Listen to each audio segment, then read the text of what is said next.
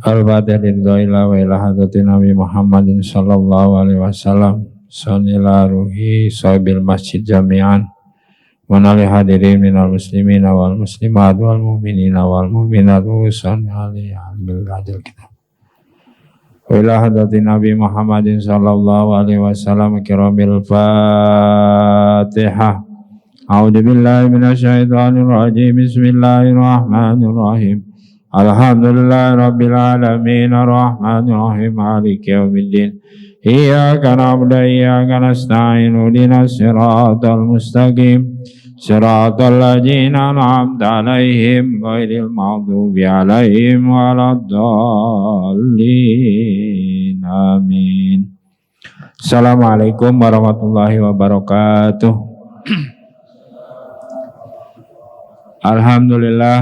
Alhamdulillah wa syukurillah la nikmatillah wassalatu wassalamu ala rasulillah Muhammad ibni Abdillah wa ala alihi wa ashabihi wa man tabi'ahu wa wala la hawla wa la quwata illa billah ma ba'du.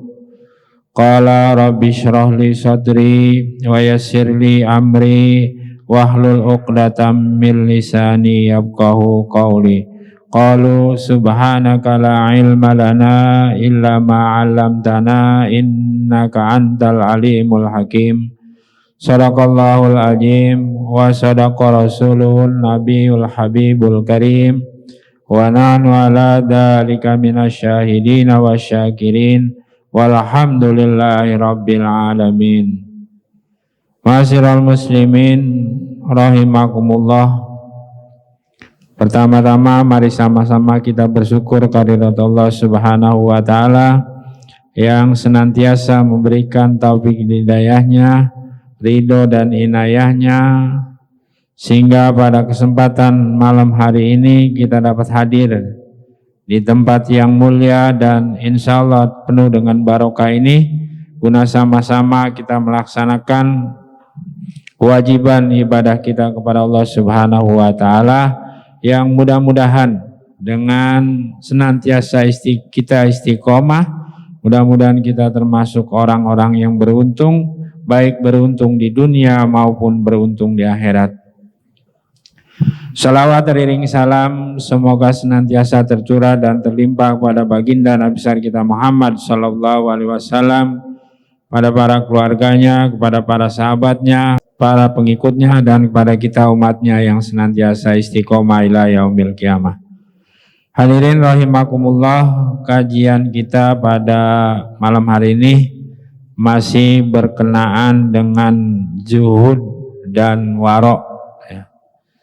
Zuhud artinya kita merasa cukup, atau warok artinya kita berhati-hati. Kita lanjutkan bacaan hadis yang berikutnya. Bismillahirrahmanirrahim.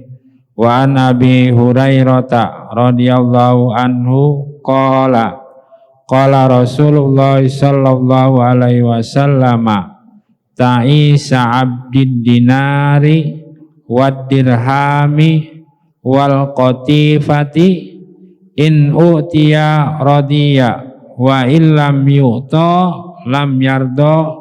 Akhrajahul Bukhari. Artinya dari Abu Hurairah, mudah-mudahan meridhoi oleh Allah akan dia, ia berkata, bersabda Rasulullah sallallahu alaihi wasallam, celakalah orang yang diperbudak dinar dan dirham dan perhiasan-perhiasan mewah, yaitu bila ia diberi atau menerima ia pun lega hati atau ridho, dan bila ditolak maka menggerutu atau tidak ridho. Hadis ini dikeluarkan oleh Imam Al-Bukhari. Para hadirin sekalian, hadis ini menerangkan atau menjelaskan tentang harta. Jadi ada bahasa di sini diperbudak, bukan bermakna kita diperbudak oleh harta, tapi maknanya kita harus berhati-hati, warok dengan harta. Hati-hati dalam hal apa? Yang pertama, kita berhati-hati dalam mencarinya. Jangan sampai kita mencari harta itu apa? Tidak membatasi mana yang halal dan mana yang haram. Setelah kita dapat hartanya, kita juga berhati-hati dalam mempergunakannya. Apakah harta itu kita bergunakan untuk kepentingan nafkah keluarga kita atau untuk kepentingan-kepentingan yang tidak ada gunanya baik dunia maupun akhirat. Karena harta ini nanti pertanggungjawabannya dua di akhirat kelak. Pertama, ditanya dari mana harta itu kita dapat. Yang kedua, untuk apa harta itu kita pergunakan. Nah, jadi hadis ini menjelaskan tentang itu. Kita hendaknya berhati-hati dalam mencari apa? Harta. Bukan berarti nggak boleh mencari harta. Mencari harta, mencari nafkah itu apa? Hukumnya wajib. Tapi kalau sudah dapat, kita pergunakan tentunya pertama nafkah untuk keluarga kita, yang kedua untuk kepentingan-kepentingan ibadah dan kepentingan sosial lainnya.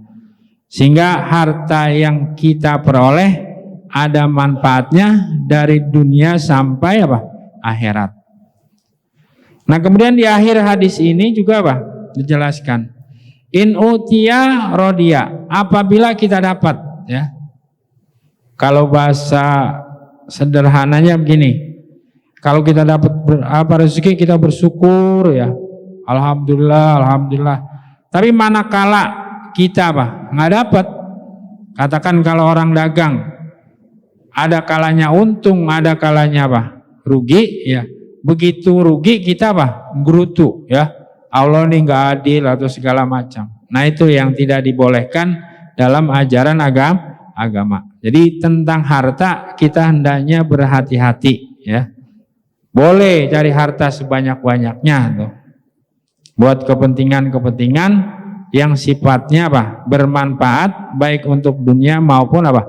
Akhirat. Yang paling pokok harta itu yang kita dapat pertama buat memenuhi kebutuhan keluarga kita, nafkah keluarga kita, anak kita, istri kita, turunan-keturunan kita, baik untuk masa sekarang itu, masa sekarang ini maupun masa yang akan apa? Datang. Kalau itu sudah ada lebihnya, kita pergunakan untuk apa? Sarana ibadah, ya, buat jariah, buat sedekah, infak, ya. Nanti hal yang wajib zakat, gitu. Kalau sudah dapat, ada zakatnya, ada hitungannya, ya. Nanti hitungan zakat itu di bagian fikih, ya. Ada namanya. Kalau zakat itu ada nama istilahnya apa nih? Ada nisabnya, ya. Hitung kalau perhiasan berapa, kalau harta apa, penghasilan berapa, ya, terus pertanian berapa. Jadi semua yang kita dapat di dunia ini, apapun, ya, harus kita pergunakan secara berhati-hati, ya. Jangan sampai karena harta kita lalai. Nah, kalau kita lalai dalam hal harta, inilah yang disebut kita diperbudak oleh harta, ya.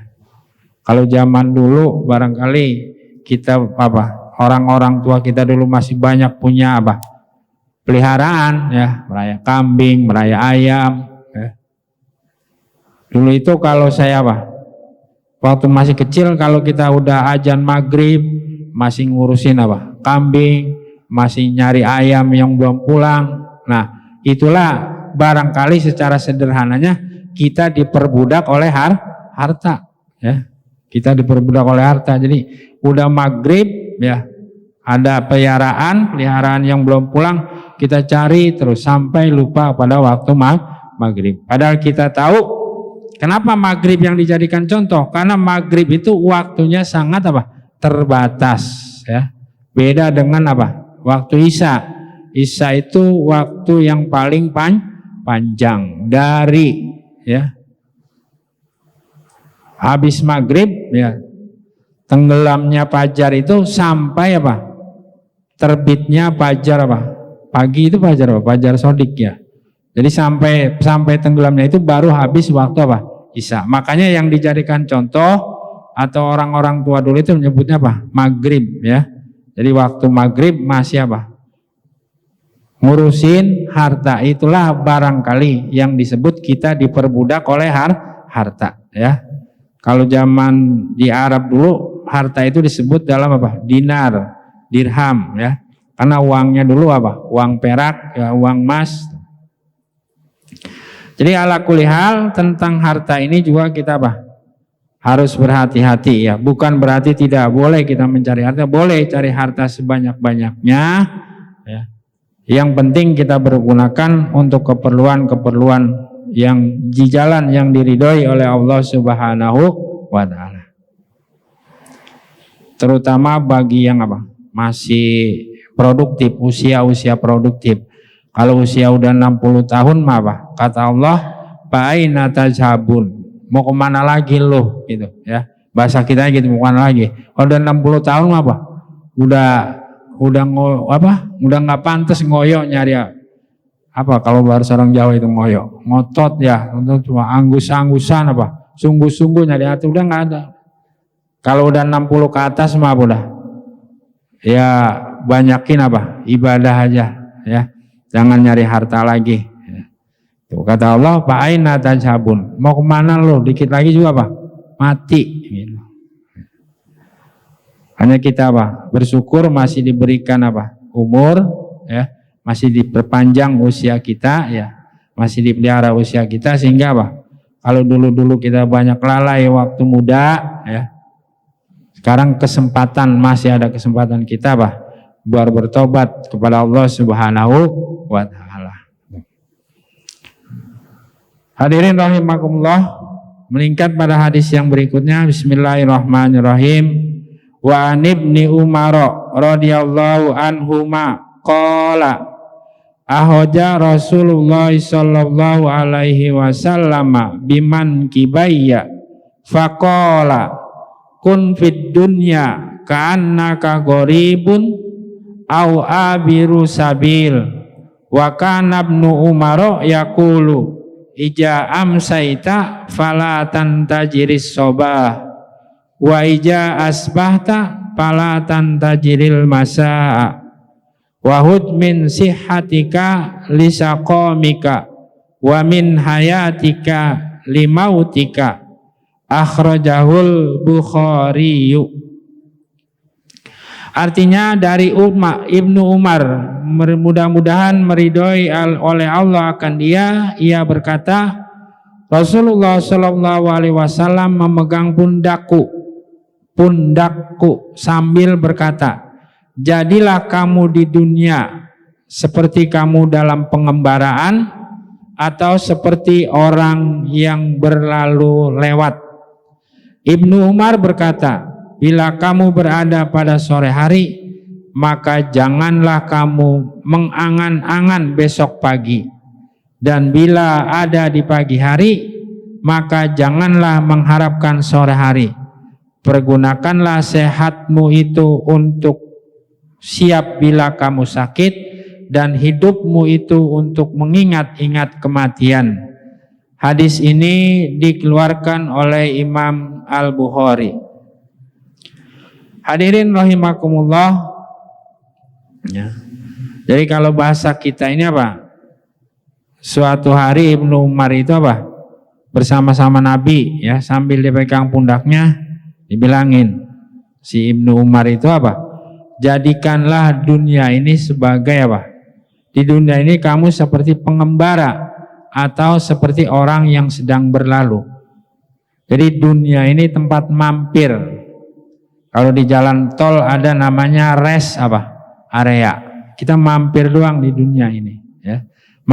Nanti masih ada alam-alam berikutnya. Ada alam apa? Habis alam dunia itu ada alam barzah. Terus nanti ada alam apa? Mahsyar. Setelah itu ya, melewati apa? Setelah mizan, sirat, baru kita masuk ke alam apa? Akhirat. Terakhir ada tuh. Terminal terakhir ada di alam apa? Akhirat.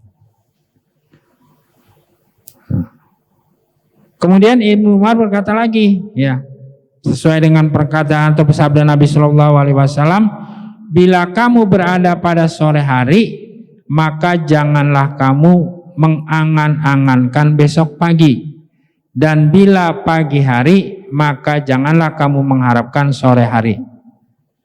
Artinya, kalau kita mau mengerjakan sesuatu, ya, jangan ditunda-tunda. Kita mau niat berbuat baik ini, ya, udah langsung aja, tidak boleh ditunda-tunda. Kenapa? Khawatir usia kita, umur kita, ya, kalau sore tidak nyampe pagi, kalau pagi khawatir tidak nyampe sore, ya. Karena sampai dengan saat ini zaman sudah begitu canggih, ya, manusia sudah pada pinter-pinter, tapi belum ada yang mampu memprediksi seseorang kapan dia akan apa? Mati. Nggak ada sampai saat ini, Pak. Meskipun di dunia ini apa? Udah banyak sekali, ya, penelitian, pengetahuan apa segala macam semuanya bisa diteliti. Tapi satu itu tentang ruh sampai dengan saat ini apa? Belum ada yang mampu memprediksi kapan dia ini. Nggak ada yang tepat, ya. Paling kalau secara medis dokter itu bilang begini gitu, ya. Ada juga kejadian unik begini, Pak, ya. Dulu saya punya keponakan, ya, usia bulanan lah, belum tahunan gitu, Pak. Jadi ada kelainan jantung, jantungnya sebelah gede, sebelah apa? Kecil. Kalau dia dipakein alat, dia itu akan tetap apa? Hidup, ya.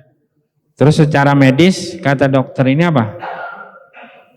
Ini yang bisa mengoperasi apa? Jantung ini hanya rumah sakit di Singapura. Biayanya waktu itu diprediksi sekitar 500 juta, ya. Akhirnya kita keluarganya apa? Saya kebetulan tahun 2009. Keluarga, baik keluarga besan maupun keluarga orang tua saya, musyawarah bagaimana ini cara yang terbaik gitu, ya. Ini bocah kalau dicabut alatnya pasti apa? Mati gitu.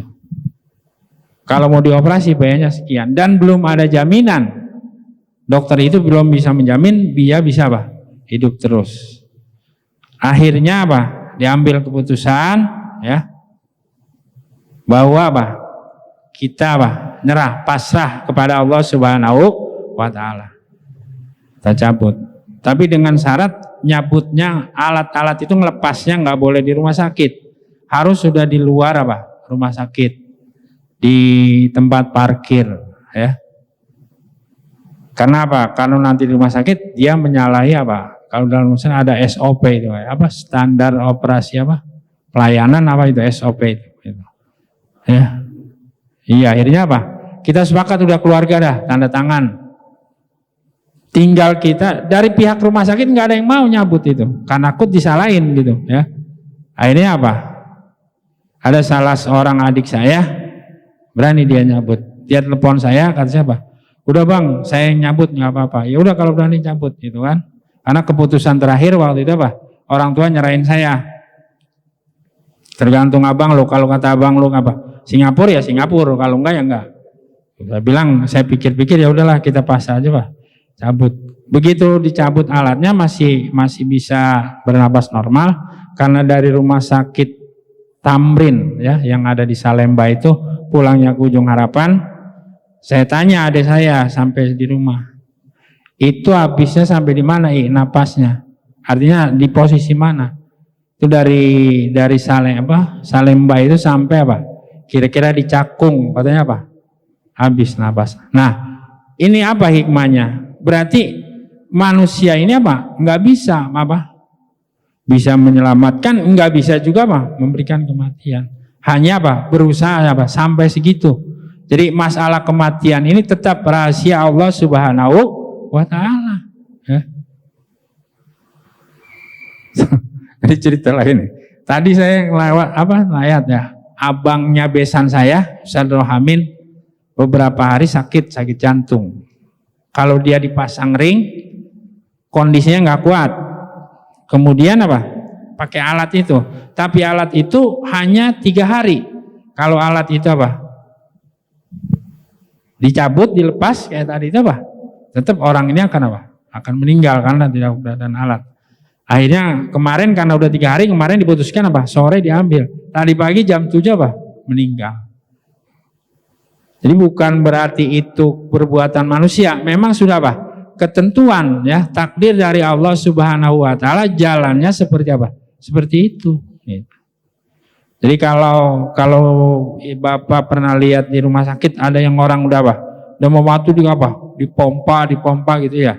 Dipacu jantungnya itu enggak. Jadi ala kulli hal, masalah kematian ini adalah apa? Tetap rahasia Allah Subhanahu wa taala. Nah, makanya kalau kita berangan, jangan terlalu jauh berangan-angan ya.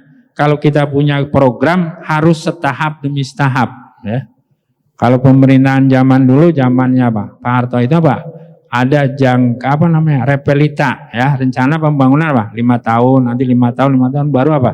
25 tahun. Gitu. Kata Allah juga apa? Kalau sudah selesai satu, baru urusan yang satu. Jangan terlalu ambisi ya, menggapai sesuatu yang masih jauh, tapi apa?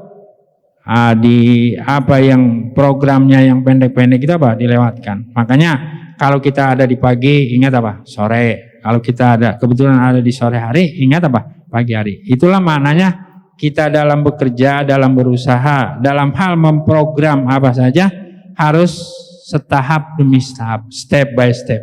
Ini udah selesai, ini udah selesai terus ya. Gitu. Jangan sekaligus terlalu apa? Ambisius. Gitu. Akhirnya apa-apa tidak tercapai. Ma'asyiral muslimin rahimakumullah, ya, masih ada terusannya. Kemudian pergunakanlah sehatmu itu untuk bersiap kamu apa? Sakit ya. Ini kadang kita apa? Kita lupa ya. Kalau lagi sehat lupa kepada apa? Sakit. Tapi kalau lagi sakit ingat banget apa? Sama sehat itu. Ya. Pengen sehat itu. Ada yang pernah ngerasain lagi sakit apa? Pengen mati ada. Kalau lagi sakit ingatnya apa? Sehat. Ya pengen apa? Pengen sehat. Ada yang pengen mati. Ada orang juga yang sakit udah lama pengen mati, tapi apa? Nggak mati-mati. Ada yang sakitnya sebentar terus apa? Mati. Itulah kembali lagi tadi, mati adalah rahasia Allah. Jadi kita harus berhati-hati dalam hal tadi itu. Hati-hati ya. Kayak tadi dalam apa? Memponis mati, hati-hati. Ya, jangan selalu apa? Menggunakan ini. Kemudian kita berhati-hati dari sedikit demi sedikit ya, direncanakan secara baik, nanti setelah selesai yang satu baru menyelesaikan urusan yang lain lagi. Fa iza barok tapan sob wa ila rabbika fargob. Jadi udah selesai ini baru selesai. Bapak hadirin sekalian, kesimpulan daripada hadis yang kedua ini yang saya bacakan ini bahwa apa? Apapun yang kita lakukan di alam dunia ini hendaknya kita berhati-hati ya dalam hal apa saja, baik dalam hal dunia, urusan dunia maupun apalagi urusan akhirat ya. Kemudian persiapkanlah apa? Segala sesuatunya ya. Berhati-hatilah kita ini apa? Jangan sampai apa yang kita sudah dapat ini kita tidak pergunakan secara baik. Waktu kita sehat, kita pergunakan sebaiknya. Waktu kita apa? Hidup, pergunakanlah hidup ini untuk apa? Persiapan saat kita mati. Tapi kalau udah mati nggak tahu dah itu. Orang masih ada yang ingat hidup nggak gitu. Sampai dengan saat ini belum ada orang yang mati apa? Balik lagi ke alam dunia. Jadi nggak ada keterangannya itu. Yang penting yang kita rasakan ini, kita lagi sehat, pergunakan apa? Sehat itu sebaik-baiknya ya. Jangan sampai nanti kita udah sakit baru kita menyesal. Hadirin rahimakumullah, hadis yang berikutnya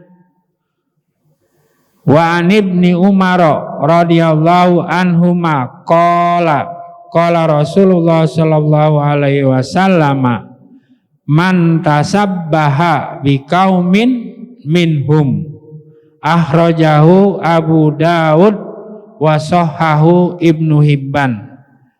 Dari Ibnu Umar, mudah-mudahan meridhoi oleh Allah akan dia, berkata ia, lah bersabda Rasulullah sallallahu alaihi wasallam, barang siapa yang menyerupai satu kaum, maka termasuklah ia dari kaum itu.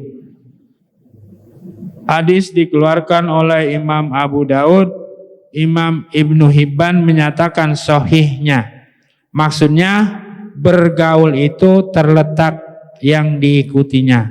Bila bergaul dengan yang baik akan memberi pengaruh baik, dan sebaliknya. Atau bila bergaul dengan yang buruk-buruk, kita akan mendapatkan keburukannya. Kalau peribahasa orang di sini kalau berteman sama tukang minyak wangi, insya Allah kita ngikut wangi. Ya. Kalau kita berteman atau bergaul dengan tukang ikan asin, ya dapat bau ikan asin. Jadi milieu, lingkungan itu sangat mempengaruhi dalam pembentukan watak karakter seseorang. Jadi bisa saja orang yang tadinya karakternya kurang baik, tapi karena tinggal di lingkungan yang baik, dia itu akan menjadi baik. Jadi lingkungan itu sangat berpengaruh, ya. Khususnya masalah karakter, ya. Termasuk pembentukan fisik juga terpengaruh, ya. Kalau ada beberapa yang Bapak perhatikan, ya. Orang adopsi anak dari bayi, ya. Itu nanti sudah besar mirip-mirip dengan orang tuanya yang mengadopsi secara fisik. Jadi ada pengaruh fisik dan pengaruh psikologis, ya. Jadi lingkungan itu sangat sangat berpengaruh sekali dengan pembentukan watak karakter seseorang, ya. Fisik juga ada sebenarnya, cuma nggak terlalu dominan, tapi yang dominan adalah karakter. Tahun 2090-an, ya, saya punya teman, rumahnya di lingkungan kalau daerah sana dulu Bantar Gebang sana ada istilah pangkalan 1, ya, 2, 3 sampai pangkalan 12. Setiap pangkalan itu isinya kalau malam itu jaipongan, musik ini termasuk, ya, kalau zaman dulu sebutnya perek itu, ya, jablay kalau sekarang, ya. Nah dia tinggal di lingkungan situ, ya. Saya tanya, lah ini bagaimana? Kalau bahasa saya aja sama dia, ya, lu tinggal di sini, pengaruh anak lu bagaimana? Ya. Makanya dia jaga sekitar rumahnya itu dikasih parit, selokan, ya. Jadi nggak ada orang yang, ya, tetangganya bukan sekedar tetangga jauh, tetangga kayak masjid sama rumah Mas Arif gitu, ya. Jadi sekitar rumahnya itu dikasih parit. Cuma kalau nanti dia mau keluar ada papan khusus. Kalau malam itu diangkat semua dibuat.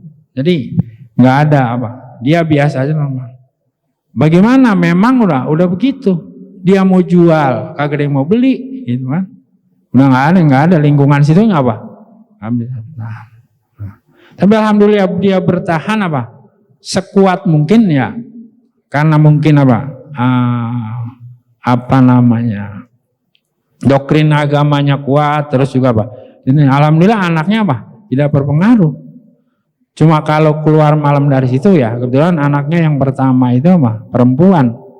Kalau dia sudah habis maghrib itu misalnya naik angkot dari situ, dianggapnya udah begitu aja. Nah makanya itulah pengaruhnya lingkungan, ya. Jangan sampai kita ini berada di lingkungan yang kurang baik, kita pelihara. Makanya di sini hadis ini mengatakan man tasabbaha biqaumin minhum, siapa orang yang menyerupai, ya, baik bentuk fisiknya, karakternya, tingkah lakunya dan lain sebagainya, kepada suatu kaum, maka dia termasuk golongan itu. Dari hadis ini dapat dikaji bahwa apa? Hikmah daripada laki-laki dilarang pakai emas perhiasan, ya, itu juga ke situ, ya. Kalau laki-laki pakai emas atau pakai perhiasan, itu bisa menyerupai perempuan. Nanti apa? Karakternya, apa namanya, tata caranya, pola hidupnya mirip-mirip dengan apa? Perempuan. Makanya nggak boleh nyamain itu, nyerupain gitu, ya, mirip-miripin. Kalau kita pakai sesuatu atau apalah, ya, itu nanti kita akan apa? Serupa dengan itu. Makanya kita harus apa? Berhati-hati dalam mendidik apa? Anak. Kalau anak kita dari kecilnya apa? Kita kasih yang apa? Barang-barang yang kurang baik, ya nanti sudah besarnya apa? Nggak baik. Dan itulah hati-hati, apa namanya, kita warok di dalam apa? Menjaga apa? Keluarga kita, terutama lingkungan, ya. Alhamdulillah kita ini apa? Termasuk lingkungan yang baik, ya. Meskipun kalau di Polsek Pondok Gede, setahu saya itu apa? Dari zaman dulu yang namanya celepuk itu tetap titiknya titik apa? Merah. Rawan kejahatan, ya. Apalagi kemarin-kemarin kita dengar begini-begini, ya itu celepuk tetap apa? Merah gitu. Tapi alhamdulillah lingkungannya apa? Masih kondusif, ya. Kalau di sana emang ditandain titiknya titik merah gitu kan. Waktu saya masih apa? Sering bergaul itu ke sana, kita juga harus berhati-hati gitu. Karena kita kalau ngomong apa? So bener gitu ya. Terlalu bener, malu juga kita melihat titik celepuk itu apa?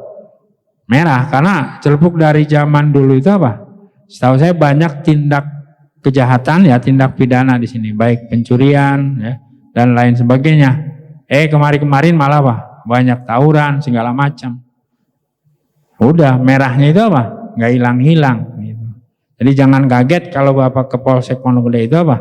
Apalagi punya teman di Polsek, tanyain celepuk itu, ya, jadi makmur celepuk itu masih tetap titiknya titik apa? Merah. Merah berarti apa? Rawan kejahatan. Para hadirin sekalian, ya, jadi ala kulli hal mari sama-sama kita jaga, ya, lingkungan kita, keluarga kita, ya. Jangan sampai kita menyerupai, ya, menyerupai apa? Kepada satu kaum, ya. Sehingga kalau kita menyerupai itu, kita masuk dalam golongan itu. Termasuk barangkali apa? Kemarin waktu Natal kontroversi terus, ya. Kalau kita ngikut-ngikut dia, ya, menyerupai dia, ya kita termasuk golongan apa? Golongan dia. Makanya kita sudah jelas apa? Kita mengharamkan, ya, masalah-masalah seperti itu. Para hadirin sekalian, sebelum saya lanjut, barangkali ada pertanyaan, ya, saya persilakan.